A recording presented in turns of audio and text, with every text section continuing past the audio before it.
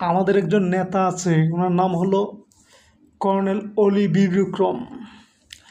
স্যারের কথাগুলো আমার খুব ভালো লাগে, খুব মজা লাগে। মাঝে মাঝে আমি ওনার কথাগুলো খুব শুনি।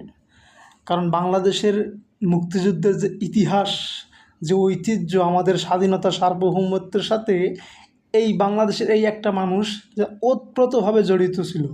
এবং আল্লাহ তার হায়াত এতটাই দিয়েছে যে আজকে 2026 সাল পর্যন্ত তিনি এখনও সুস্থ আছেন। এই জন্য আল্লাহর কাছে আমি হাজারবার দোয়া করি, আল্লাহ যেন এই লোকটাকে ঈমান আমলের সাথে বেঁচে রাখে এবং তার দীর্ঘায়ু কামনা করি। ইনি বলেছে যে বাংলাদেশ, আমাদের রংপুরের দিকে যদি তাকান তাহলে আমরা কলকাতার দিকে তাকাবো, কলকাতা দখল করে নেব। এই যে এই ধরনের কথাগুলো দেখবেন আমাদের সরকারি দল কিংবা বিরোধী দলের বড় বড় নেতারাও এই ধরনের কথাগুলো বলে না। অথচ এই ধরনের কথাগুলো আমি মনে করি যে ভারতকে জবাব দেওয়ার জন্য হলেও, কলকাতাকে জবাব দেওয়ার জন্য হলেও, ভারতীয় দালালদেরকে জবাব দেওয়ার জন্য হলেও কথাগুলো আমাদেরকে বলা উচিত। বর্তমান বাংলাদেশটা এই 47-এর আগেও কিন্তু ভারত ছিল। 47-এর আগেও এই দেশটা ভারত ছিল। তারপর আমরা পাকিস্তান, 71 এসে আবার আমরা বাংলাদেশ। এই যে আমাদের কয়েকটা প্রজন্মের পরে আমাদের অবস্থান,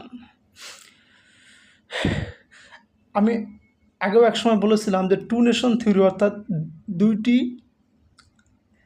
জাতির ভিত্তিতেই দুইটা দেশ গঠিত হয়েছে।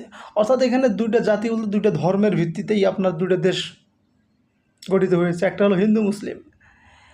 আমাদেরকে যারা এই কথায় কথায় ভারতীয় দাদারা হুমকি দেয়, ধামকি দেয়, আমি বুঝি না এই হুমকি ধামকিটা দিয়ে কিসের জন্য, আমাদেরকে কি বোঝাতে চায় তারা।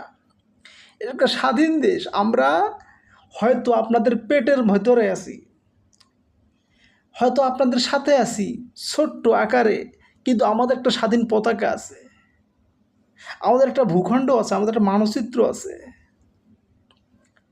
আমাদের সেনাবাহিনী আছে, আমাদের একটা বিমান বাহিনী আছে, আমাদের সচিবালয় আছে, আমাদের সংসদ আছে, আমাদের মন্ত্রণালয় আছে, আমাদের প্রধানমন্ত্রী আছে, আমাদের রাষ্ট্রপতি আছে। তো আমাদেরকে এই ভয় কেন দেখান আমরা বুঝি না। ও দাদা বাবুরা, আমাদেরকে ভয়গুলো কেন দেখান? আর তার চেয়ে বড় কথা, এটা হলো মুসলিম কান্ট্রি, পৃথিবীর দ্বিতীয় বৃহত্তম একটা মুসলিম কান্ট্রি। চারটিখানি কথা না।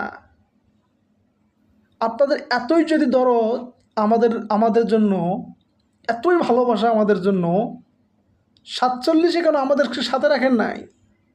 47 সালে কেন আমাদেরকে গলা ধাক্কা দিয়ে বের করে পাকিস্তানের কাছে পাঠাই দিয়েছেন?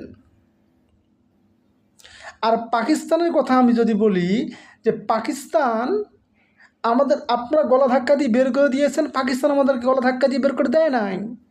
পাকিস্তান কি করেছে? আমাদেরকে কাছে নিয়েছে, নেয়ার পরে কি করেছে? আদর করছে, আর রাত্রিবেলায় টুটি ধরে 1.5 হাতি লাঠি দিয়ে ইচ্ছা মতো পিটাইছে। সেই পিটনটি দিছে কবে পিটন দিছে? 71-এ। তাহলে আপনারা 47-এ গলা ধাক্কা দিয়ে বের করে দিয়েছেন আর পাকিস্তানের হাতে তুলে দিয়েছেন। পাকিস্তানি আমাদের গলা ধাক্কা দিয়ে বের করে নেয়, কিন্তু গলা ধরে 71-এ ইচ্ছা মতো 1.5 হাতি লাঠি দিয়ে আমাদেরকে পিটাইছে। তো জাউরা আর একটা জাউরা যোগ হলে এটা হচ্ছে বীর জাউরা। তো ভারত আর পাকিস্তান আমার কাছে হলো এই দুইটা রাষ্ট্র একটা ইন্টারন্যাশনাল জাউরা রাষ্ট্র।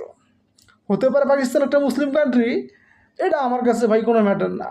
কারণ 71-এ তারা যে আমাদের সঙ্গে যে আচরণটা করেছে, পৃথিবীর ইতিহাসে একজন মুসলমান হিসেবে, মুসলমান ভাই হিসেবে এটা তারা করতে পারে না, আর আমরা এটা কখনো অ্যাকসেপ্ট করতে পারি না। সুতরাং দাদাবাবুরা, আমাদের দিকে প্রীতি দেখায় লাভ নাই।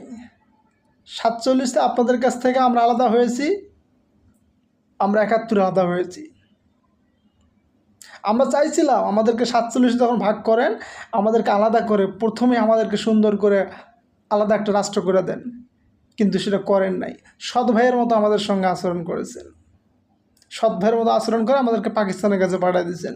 পাকিস্তানের সৎ ভাইয়ের মতো ইচ্ছা মতো আচরণ করছে আমাদের। তো ইতিহাস আমরা ভুলে যাই নাই। সুতরাং বাংলাদেশের দিকে তাকাবেন না, চোখ কপালের নিচে, ভ্রুর নিচে চোখ থাকবে না। এটা মুসলিম কান্ট্রি, ভয় দেখাবেন না। রংপুরকে নেবেন, আর রংপুরের মানুষ বসে থাকবে না, আসাম চলে যাবে, শিলিগুড়ি চলে যাবে। খুব সাবধানে কথা বলবেন। ধন্যবাদ।